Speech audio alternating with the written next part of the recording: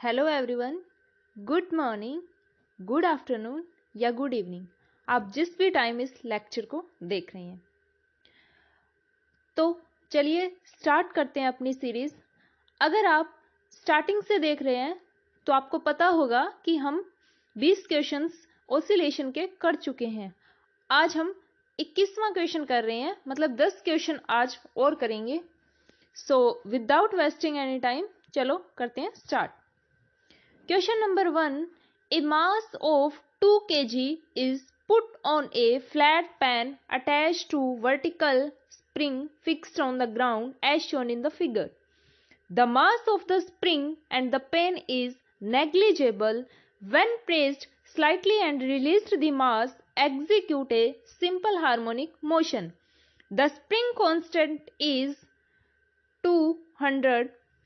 What will be the minimum amplitude of the motion so that mass gets attached from the pen?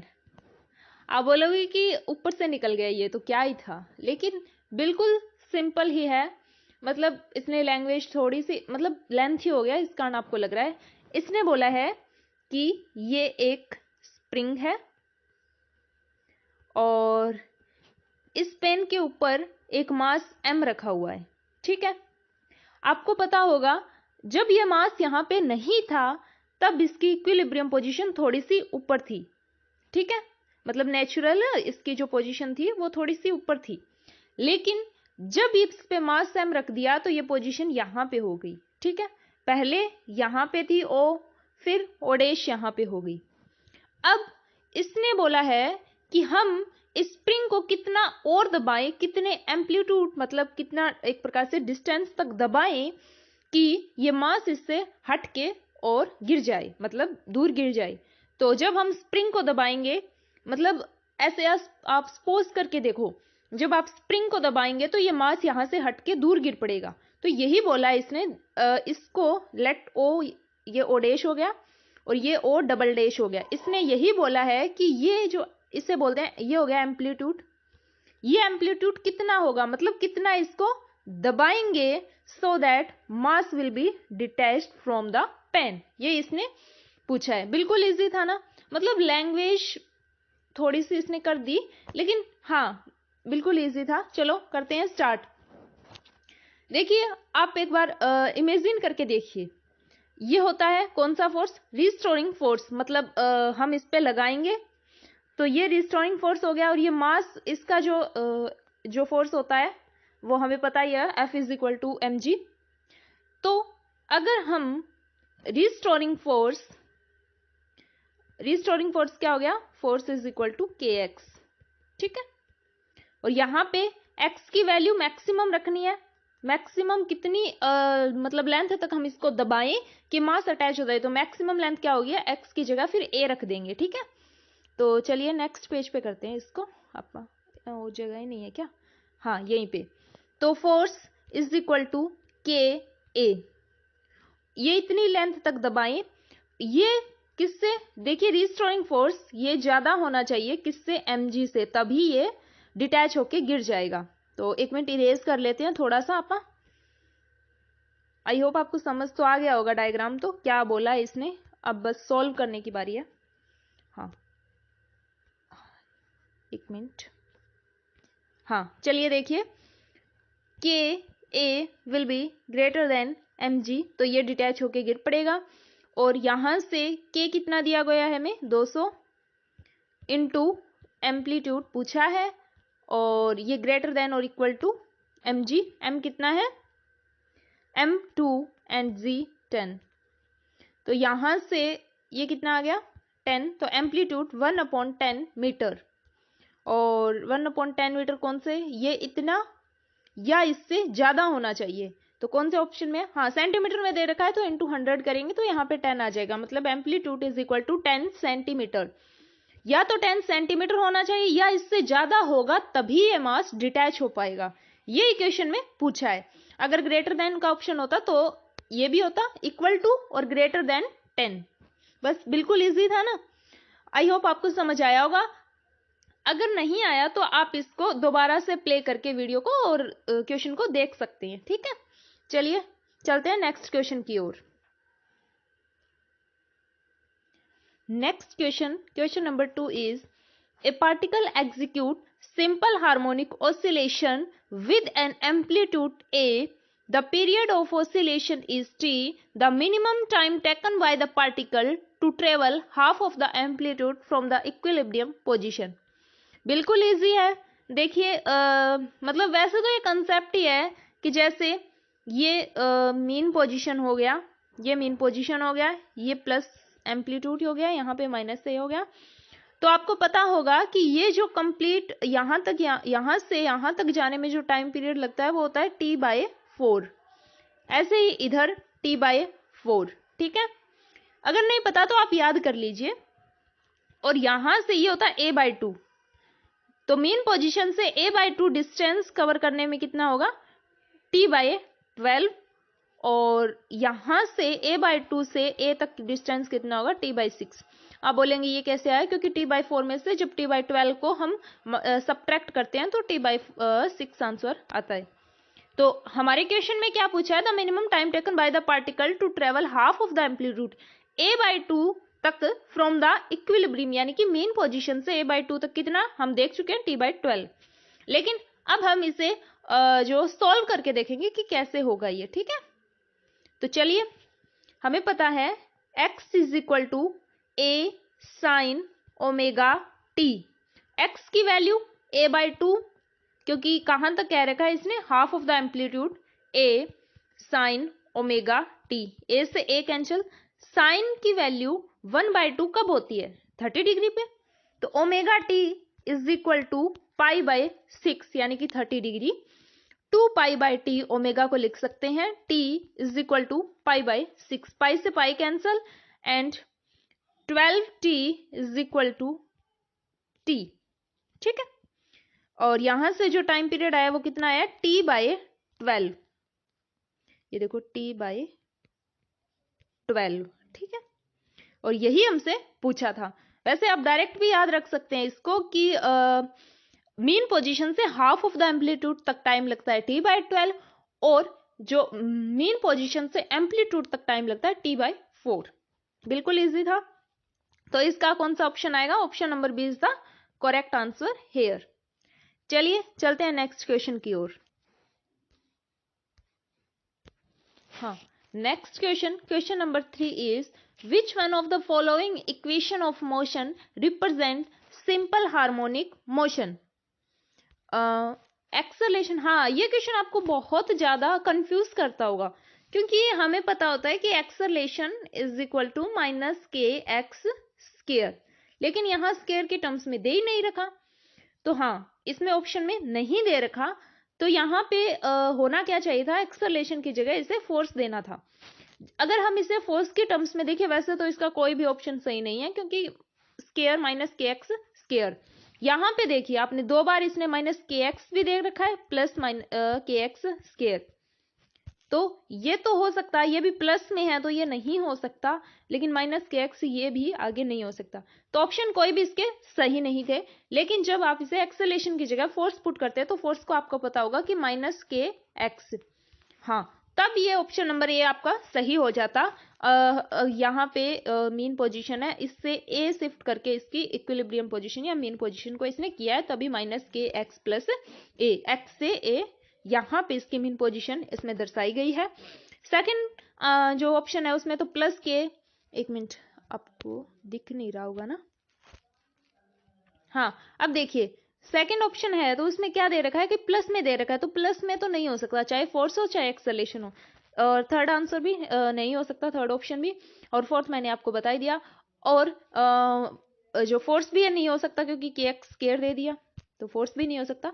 तो ये अगर यहाँ पे -kx square होता तो वही होता. ये तो सिंपल सा सबको पता होता है, लेकिन ये क्वेश्चन में यहाँ पे इसने थोड़ी सी गड़बड़ कर रखी है. चलो चलते हैं नेक्स्ट क्वेश्चन की ओर.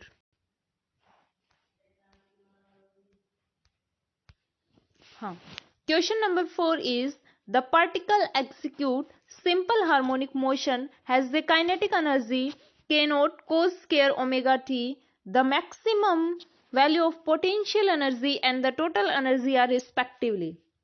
देखिए इजी क्वेश्चन है. देखिए इसने सबसे पहले ये काइनेटिक एनर्जी की जो किस फॉर्म में दे रखा है, आपको पता होगा kinetic energy is equal to half m v square, और v की वैल्यू क्या होती है, जैसे x की value a sine omega t होती है, तो v की वैल्यू होगी, इसका dx बाई dt करते हैं तो a omega cos omega t, ये होती है। यही वैल्यू आप यहाँ पे पुट करते हैं, जैसे kinetic energy is equal to half m v कितना है a स्क्वायर, v का स्क्वायर यानी कि a का स्क्वायर omega square cos square omega t। अब देखिए इसको जब सोल्व करते हैं, half m omega square a square cos square omega t, ये क्या हो गया, m ओमेगा स्क्वायर को k लिख सकते हैं, half k a square cos square omega t। और अब क्वेश्चन में देखिए क्या है, हाफ के ए स्क्वायर, इससे ये होता है मैक्सिमम काइनेटिक एनर्जी, से बोला है क्वेश्चन में के नोट एंड कोस स्क्वायर ओमेगा टी, यानी कि K naught is the maximum kinetic energy here. आया समझ? बस यही है कि इसमें maximum kinetic energy K naught है, क्योंकि जो कि होता है हाफ के ए स्क्वायर। इसने हमसे पूछा है क्या, maximum value of potential energy and the total energy. आपको पता होगा कि ये ग्राफ होता है, जैसे एक मिनट रुको, हाँ, यहाँ पे प्लस ए, यहाँ पे माइनस ए, और यहाँ पे मेन पोजीशन होती है, तो जो काइनेटिक एनर्जी होती है वो मैक्सिमम होती है एट द मेन पोजीशन। तो यहाँ से ग्राफ हो गया काइनेटिक एनर्जी का, ये यहाँ पे ऐसा होना था, हाँ, एम्पलीट्यूड पे 0 होती है। ऐसे जब बात करते हैं पोटेंशियल, ये तो हो गया किसका, काइनेटिक एनर्जी का, और ऐसे पोटेंशियल एनर्जी मेन पोजीशन पे 0 होती है और एक्सट्रीम पोजीशन पे मैक्सिमम होती है, तो ये होगी पोटेंशियल एनर्जी। मतलब जब पोटेंशियल एनर्जी 0 है तब काइनेटिक एनर्जी मैक्सिमम है। एक मिनट, ठीक है। और जब kinetic energy and vice versa, like kinetic energy 0 है तो पोटेंशियल एनर्जी मैक्सिमम है। तो टोटल एनर्जी होता क्या है, kinetic energy plus potential energy. तो यहाँ पे जब एक्सट्रीम पोजीशन पे देखते हैं तो पोटेंशियल एनर्जी तो होगी हाफ के ए स्क्वायर और काइनेटिक एनर्जी होगी 0, तो टोटल एनर्जी कितनी आ गई, हाफ के ए स्क्वायर। ऐसे ही जब मेन पोजीशन पे देखते हैं तो काइनेटिक एनर्जी तो होगी हाफ के ए स्क्वायर और पोटेंशियल एनर्जी 0, यानी कि टोटल एनर्जी फिर से क्या होगी, हाफ के ए स्क्वायर। मतलब कि हाफ के ए स्क्वायर क्या होगा, के नोट होता है, जो हम पहले भी बात कर चुके हैं। मतलब पोटेंशियल एनर्जी, टोटल एनर्जी और काइनेटिक एनर्जी तीनों मैक्सिमम हाफ के ए स्क्वायर पे मतलब होगा इनका maximum kinetic energy, potential energy and total energy. अब आप बोलोगे काइनेटिक एनर्जी, एक मिनट रुको, पोटेंशियल एनर्जी, जैसे एक मिनट इरेज कर देते हैं इसको थोड़ा सा, जस्ट अ सेकंड, हाँ, तो जो पोटेंशियल एनर्जी होती है वो हाफ के एक्स स्क्वायर होती है, आपको पता होगा, ठीक है। और यहाँ कहां पे मैक्सिमम होती है पोटेंशियल एनर्जी, हम बात कर चुके हैं एम्पलीट्यूड पे, तो हाफ के ए स्क्वायर, ये तो सिंपल था ना। तो यही बात है कि पोटेंशियल एनर्जी मैक्सिमम हाफ के ए स्क्वायर और काइनेटिक एनर्जी मैक्सिमम हाफ के ए स्क्वायर और टोटल एनर्जी मैक्सिमम भी हाफ के ए स्क्वायर, यानी कि तीनों की वैल्यू के नोट के नोट के नोट होगी, maximum kinetic energy, potential energy and total energy. बस यही था, आई होप आपको समझ आया होगा। चलिए चलते हैं नेक्स्ट क्वेश्चन की ओर। क्वेश्चन नंबर 5, दी फेज लिख दिया क्या यहाँ पे, ये वो वाला फेज आप समझ सकते हैं। The phase difference between the instantaneous velocity and acceleration of a particle executing simple harmonic motion is, ये भी इजी है। आप बोलोगे आपके लिए तो सारे इजी हैं, लेकिन मतलब हाँ क्वेश्चन बिल्कुल नॉर्मल है। लाइक देखिए इसको आप कैसे समझेंगे, हमें पता है, एक मिनट इरेज कर लेना, अब आपको समझ आ गया ये कि फेज ही था। तो x is equal to a sine omega t, v is equal to sine है ना, तो omega a cos omega t, acceleration is equal to minus omega square x, x is the a sine omega t. यहां तक समझ आ गया होगा, बिल्कुल हम इनिशियल से यही करते आ रहे हैं। अब इसने पूछा क्या है, वेलोसिटी एंड एक्सेलरेशन के बीच में, इनके बीच में फेज डिफरेंस। तो देखिए देखने में साइन और कोस सीधा ही नजर आ रहा है, लेकिन फिर भी हम इसको सोल्व करके आपको बता रहे हैं। जैसे हमें पता है कि जो अपनी वेलोसिटी थी वो ए ओमेगा, यहां से देखिए कोस ओमेगा टी को हम क्या लिख सकते हैं sine omega t plus pi by 2। Like cos omega t को a omega sine omega t plus pi by 2, और एक्सेलेरेशन कितना था हमारा minus omega square a sine omega T.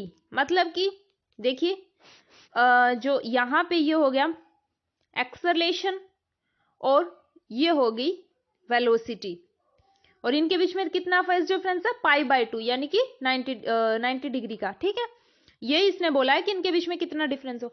अगर आपसे क्वेश्चन में क्या पूछता x और a के बीच में, देखिए x और v के बीच में वही सेम कितना हो जाएगा 90 डिग्री का, मतलब ये आपका x हो जाएगा और ये आपका v हो जाएगा। x और v के बीच में 90 डिग्री का, और v और a के बीच में हम देख ही चुके हैं 90 डिग्री का, और x और a के बीच में कितना हो जाता पाई डिग्री का। अब देखिए sign omega T minus sign omega t, मतलब ये हो गया जैसे साइन अपना डिस्प्लेसमेंट, और यहां पे हो गया एम्पलीट्यूड एक्सेलेरेशन जो कि नेगेटिव में है ना, तो कितना एंगल हो गया इनके बीच में 180 डिग्री। बस यही है।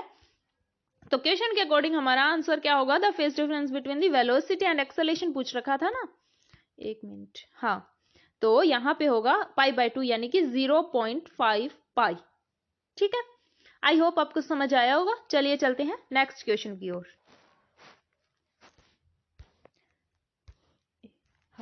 The next question number 6 is a rectangular block of mass m, area of cross section A, floats in a liquid of density rho. If it is given a vertical displacement from equilibrium, it undergo with time period t.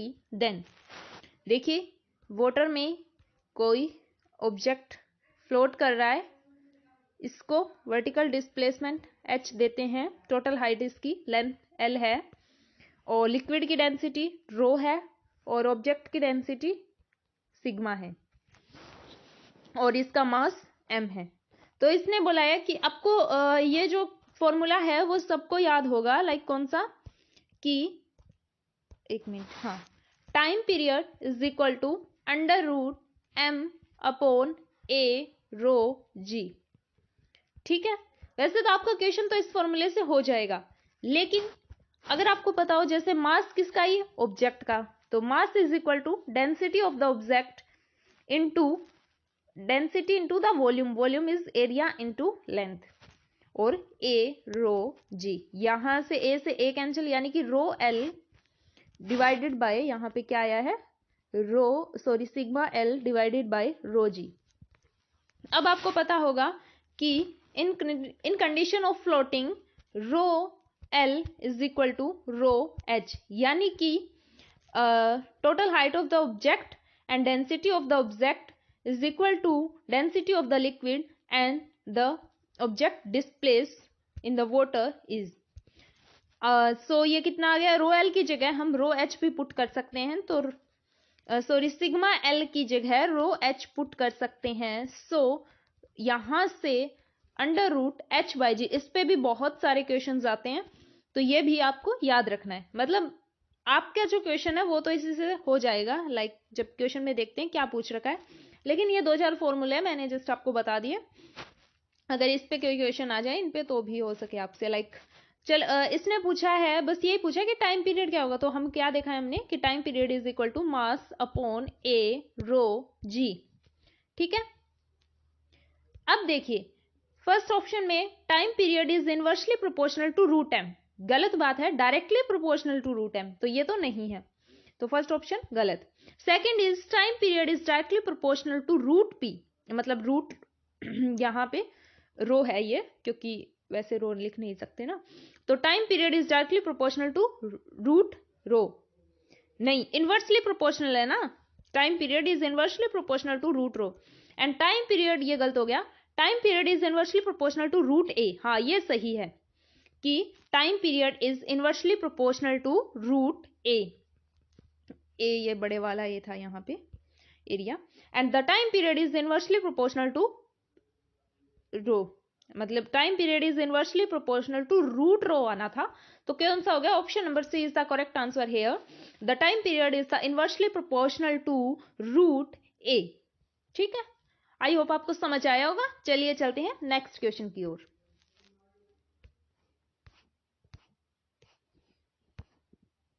Question number 7, the circular motion of a particle with constant speed is. ये मैं आपको पहले भी बता चुकी हूं, जब हम प्रोजेक्शन कर रहे थे एक क्वेश्चन आया था, तो मैंने आपको बताया था कि सर्कुलर मोशन एसएचएम नहीं करता, लेकिन सर्कुलर मोशन का जो projection of a circular motion वो एसएचएम करता है। तो वैसे तो हमारा डायरेक्ट ये हो गया, लेकिन अब देखिए आपको पता होगा कि पेरियोडिक की डेफिनेशन क्या होती है? Which repeat itself after fix interval of time. तो सर्कुलर मोशन में यही तो हो रहा है ना, जैसे ये यहां से ये चल रहा है, ये चल रहा है, तो अपने आप को रिपीट कर रहा है after fix interval of time. यहां तक आया, फिर दोबारा, फिर दोबारा। ठीक है, तो पेरियोडिक की कंडीशन तो फॉलो कर रहा है, लेकिन एसएचएम की जो डेफिनेशन होती है वो होती है कि जो to and fro, up and down, back and forth ऐसा मोशन करे। तो ये टू एंड फ्रो मोशन थोड़ी ना कर रहा है, ये तो अपना चलता जा रहा है, चलता जा रहा है। टू एंड फ्रो तो वो होता है ना, यहां से फिर दोबारा, यहां से फिर दोबारा, जैसे पेंडुलम में होता है। ये मेन पोजीशन है, यहां से आया फिर गया, फिर आया फिर गया, ये होता है टू एंड फ्रो। लेकिन ये टू एंड फ्रो मोशन नहीं कर रहा, इसीलिए जो सर्कुलर मोशन होता है वो पेरियोडिक होता है, लेकिन सिंपल हार्मोनिक एसएचएम शो नहीं करता। और जो projection of a circular motion अगर यहां पे आ जाता तो वो क्या होता? सिंपल हार्मोनिक शो करता। आई होप आपको समझ आया होगा। चलिए चलते हैं नेक्स्ट क्वेश्चन की ओर। हाँ, question number 8, A particle execute simple harmonic motion of amplitude 5 cm has maximum speed of 31.4 cm per second. The frequency of oscillation is। आपको जस्ट फॉर्मूला पुट करना है। बहुत बार हम इस फॉर्मूले पे क्वेश्चन कर चुके हैं कि जो मैक्सिमम स्पीड होती है वो क्या होती है आपकी? Omega A. और मैक्सिमम स्पीड कितनी दे रखी है? 31.4, इसको जो पॉइंट हटाते हैं, omega is 2 pi by t. पाई को क्या कर सकते हैं? 314 डिवाइडेड बाई 100 इंटू एम्पलीट्यूड कितना दे रखा है? 5 सेंटीमीटर। तो यहां से देखिए ये कैंसल, 2 5 यानी 10, 10 से 10 कैंसल, यानी कि जो आपकी जो फ्रीक्वेंसी आई है 2 पाई एफ, मतलब 2 पाई यहाँ पे फ्रीक्वेंसी मतलब ओमेगा को 2 पाई एफ ही लिखते हैं ना, 2 पाई इंटू फ्रीक्वेंसी। तो बस यही है कि फ्रीक्वेंसी कितनी आई आपकी? 1 हर्ट्ज। बस यही क्वेश्चन में पूछा था, ये तो इजी था ना। चलिए चलते हैं नेक्स्ट क्वेश्चन की ओर। Question number 9, two spring constant K1 and K2 are joined in a series. The effective spring constant of combination is given by। Easy है, आपको पता होगा कि जब सीरीज में ज्वाइंट होते हैं तो K dash 1 upon K dash is equal to 1 upon K1 plus 1 upon K2 ये होता है। यहां से जब इसको सॉल्व करेंगे, आप सॉल्व करके देख ही लेंगे वैसे तो, लाइक K1 K2 एलसीएम हो गया इसका, K1 प्लस K2 ये हो गया। तो यहां से जो K डैश आ जाएगा वो क्या आएगा? K1 K2 divided by K1 plus K2। बस यही अपने कौन से फॉर्मूले में? ऑप्शन नंबर डी, इसमें ये है। और अगर यहाँ पे आपका जो पैरेलल में आ जाता, एक मिनट, हाँ पैरेलल में आता तो वो क्या होता? पैरेलल में like K dash is equal to K1 plus K2। ठीक है, सो आपको समझ आ गया होगा, बिल्कुल इजी था, ये तो पता ही होता है, याद ही होता है सबको। चलिए चलते हैं नेक्स्ट क्वेश्चन की ओर। Question number 10, which one of the following statement is true for the speed v and acceleration a of the particle possessing simple harmonic motion. देखिए ये भी सबको पता ही होता है कि यहां पे मेन पोजीशन है, ये प्लस माइनस a एंड ये प्लस a। तो यहां पे जो आपका क्या पूछा है? हाँ, मीन पोजीशन पे वेलोसिटी मैक्सिमम होती है और एम्पलीट्यूड पे वेलोसिटी 0 होती है। ऐसे ही एक्सेलेरेशन आपको पता होगा माइनस ओमेगा स्क्वायर एक्स, यानी कि एम्पलीट्यूड ए पे मैक्सिमम होता है, यहां पे एक्सेलेरेशन मैक्सिमम होता है और यहां पे एक्सेलेरेशन 0 होता है। तो इसने यही पूछा है कि when v is maximum a is maximum. v maximum है तो क्या a मैक्सिमम है? नहीं, a 0 है। उसके बाद value of v is 0 what ever may be the value of a।